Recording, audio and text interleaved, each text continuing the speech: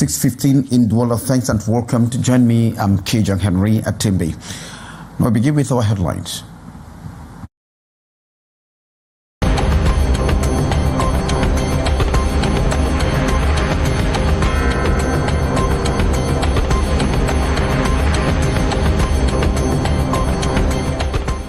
Cameroon is tightening its nose on illegal schools with hundreds of unauthorized institutions shut down nationwide. Education officials say the crackdown is vital to protect students and uphold standards. But as the closure mounts, questions arise. What exactly makes a school illegal? We're going to have the answer in this course of this news.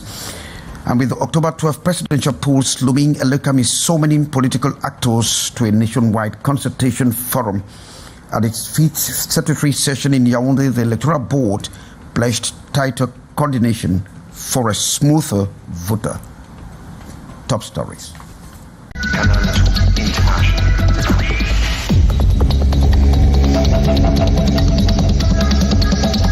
Canal International.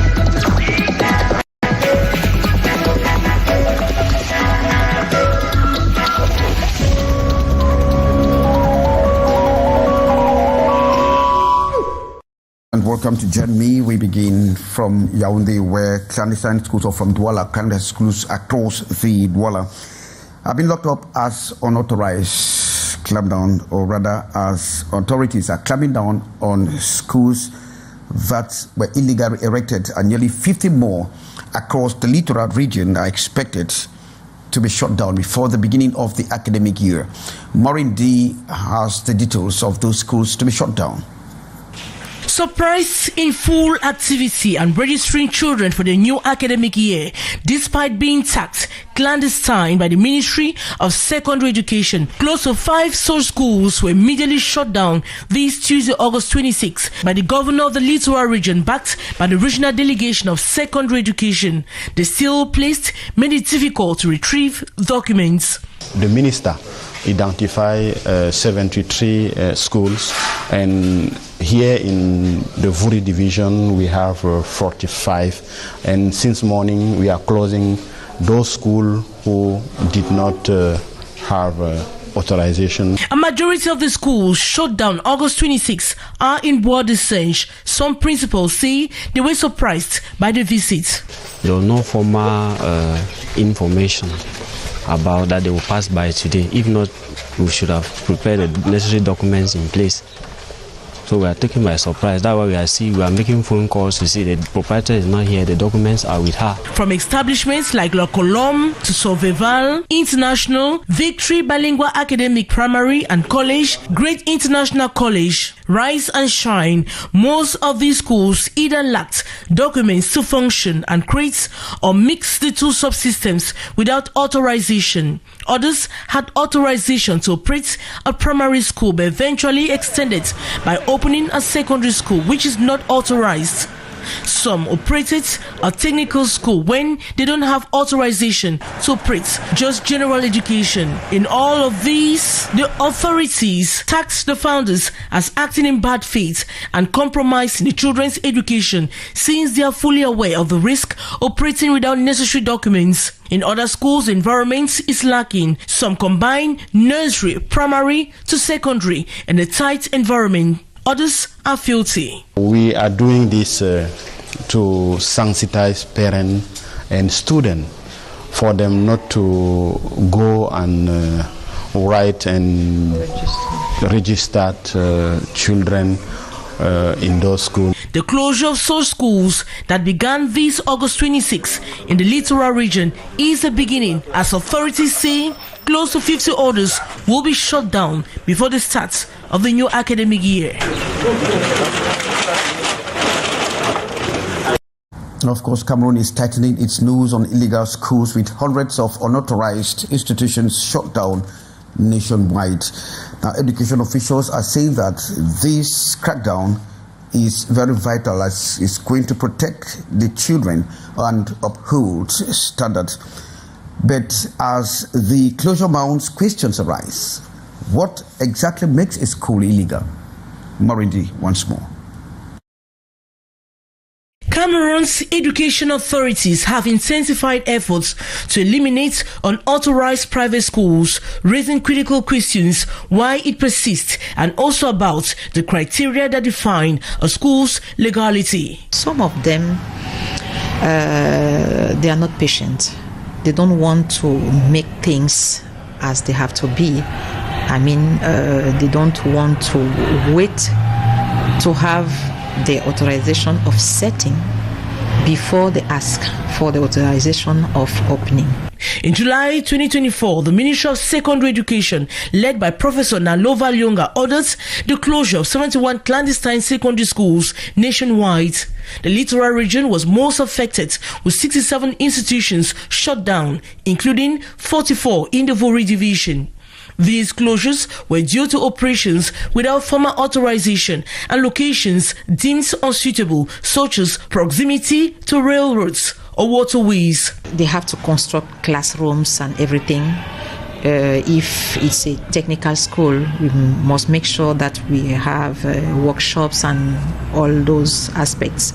So I think those who are in that situation, they just have to arrange themselves. Similarly, the Ministry of Basic Education under Professor Laurent Sochi-Tudingwa closed 722 unauthorized private primary schools across the Adamawa, Central, East Littoral, West and South regions. The Littoral region again topped the list with 317 closures. Reason included lack of proper authorization, inadequate facilities and failure to meet operational standards. The Littoral region this year, we have 73 schools that must be closed. What constitutes an unauthorized school? A school is considered unauthorized if it operates without the necessary legal documents such as establishments and operational permits. Some institutions may have authorization to establish but not to operate, or they might lack approval for specific sections or extensions like bilingual programs. Others fail to meet safety and hygiene standards or are situated in inappropriate locations. Schools are closed every year, but clandestine schools are prospering because people are not informed of schools where they don't have to register their students. So this year we want to make sure that parents know exactly where to register their students. Operating a school without adhering to legal requirements not only undermines educational standards but also poses risk to students' safety and well-being. Don't lock them at home, send them to school. That is the rallying cry of doctors, journalists and advocates who are crisscrossing Yaoundé and Bafoussam as they push for classrooms that welcome children with disabilities. Beatrice Ngamo reports that only those schools might be favored. Details. As schools prepare to reopen across Cameroon, concerns are mounting among parents of autistic children over the limited support available to ensure their inclusion in the education system. Je sollicite l'aide de l'État. I call on the powers that be to help provide adequate professionals in these ordinary schools so they handle these children accordingly. Le rythme des autres enfants neuroatypiques. Currently, Cameroon has 68 public inclusive schools across its 10 regions that are officially able to admit children with disabilities. But campaigners and parents say this is far from enough to guarantee the full development and integration of autistic peoples, with many still excluded from mainstream education. We believe that it is the appropriate moment to wake up and do more than what has already been done to bring hope and support not only to these children in need but also to their parents and tutors. A training and awareness workshop held in Douala, August 26, 2025, focused on the early detection of autism and related disorders, aiming to equip both parents and teachers with tools to better support affected children. I'm here today for this program to learn about autism and how to detect the signs and symptoms. And this will also enable me to be able to assist my parents to know how to handle these cases. So most of the time, times when I notice a child is not behaving like the others, I call the attention of the parents. However, for many parents, the challenge remains finding a suitable place for their children in a system that is not yet fully adopted to their needs. Thanks very much, Sherifa Saleh, and we'll stay with you as you are telling us that developed pavements have once more turned into makeshift markets as shop owners or shopkeepers actually pitch tents to make sure the lure parents that are hunting for school supplies. But despite the extra space, traders are now saying that the rush isn't, of course, being translated into booming sales. Sherifa Saleh. As Cameroonian families prepare for the new academic year, shopkeepers are adopting new strategies to boost sales of school supplies. In markets, some vendors have taken their businesses outdoors, erecting large tents to create more spacious and accessible shopping areas. This period is a special period for us, because we have to do it special to welcome our clients, the parents, the various schools and institutions. For some, whose small shop can no longer contain growing stock, the move is necessary. There are so many customers who come and we are in need of space. So what we do is we go and obtain permission from the council to extend the space like that so that we can be able to accommodate the customers that come during this period. But while the expanding spaces provide a more comfortable shopping experience, traders say business has not yet picked up as expected. Many complain for lack of customer turnout despite their efforts. Last year at this period, parents were already out buying, preparing for rentrée scolaire, but today things are slow. For now, shopkeepers hope their temporary structures will help them capture last-minute buyers before the school bells ring in September.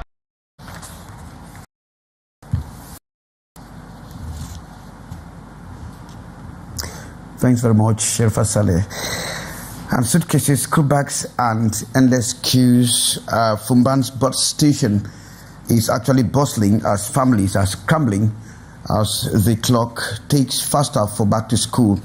But then transport operators are racing to keep up with this surge. How are they coping with the transport situation, especially in the bus station at Besenge? Sherifa Saleh. With less than 2 weeks until Cameroon schools reopen on September 9, 2025, Fumban's main bus terminal is experiencing a significant increase in activity.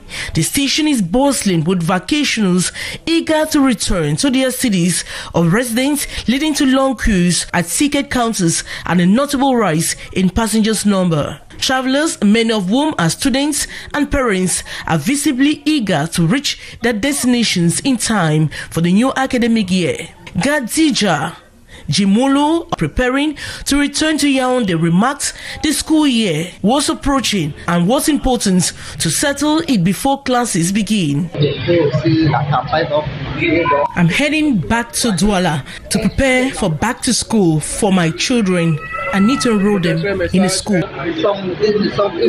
In response to the increased demand, bus operators in Fumban have intensified their efforts to ensure passengers' safety and comfort. We transport people from Bafoussam, Banganthi, and we pass through Onchang. The price has not changed in our own agency. We do have VIP buses. We have maintained our prices at 7,000 francs CFA. Even if we have a crowd of persons, Amadou Aijo, a staff member at the local agency in Fumban, stated that they have implemented enhanced hygiene measures and are coordinating additional departures to accommodate the influx. We are conscious of the fact that parents have to send their children to school, so adding 2,000 or 3,000 francs on the transport fare, we know it will eventually affect them. The loaders here are not receptive. They need to ameliorate their services. We want drivers to be competent so they avoid accidents. Similarly, Earl Arch, Awal, a manager at another agency emphasized the importance of punctuality and security during this busy period. The heightened activity at Fumba's birth station underscores the broader national movement as students and families prepare for the upcoming. And with the October 12 presidential polls looming, Elekam is summoning political actors to a nationwide consultation. And at its 5th statutory session holding in Yaoundé, the Electoral Board has pledged tighter coordination for smoother vote. Hyacinth Chia has the details. Meeting at the 5th ordinary session as of right, this August 26, as stipulated by Section 19 of the Electoral Code, the Electoral Board has a clear objective. Our session of today shall principally be devoted to the evaluation of the progress report of the Directorate General of Elections on the state of preparedness for the upcoming presidential election. This report is essential, for it provides us with a clear and comprehensive picture of where we are, what has been achieved so far, and what is the way forward. A moment to make projection on built-up actions as the decisive moment approaches. We shall examine the terms of reference for the next field trip of the members of the Electoral Board to the regional branches, aimed at carrying out proximity controls and verifications of the election materials dispatched in the field, assess the political and socio-political environment as well as the state of mind of our field collaborators. Eno Abrams Egbe also announces planned missions to the diaspora to fine-tune preparations with Cameroonians residents out of the country, especially potential voters, ahead of the October 12 presidential election. The session is also aimed at preparing the earmarked 8th National Consultation Forum with actors of the electoral process to ensure an inclusive, peaceful and transparent election. Thank you very much, Hyacinth Chia. And of course, we are drawing the cuttings for this edition of the 6:15. When we Kejan Henry Atembeli, Pedro is coming to us right ahead with the debrief of actuality. I want to thank you for being there. Goodbye.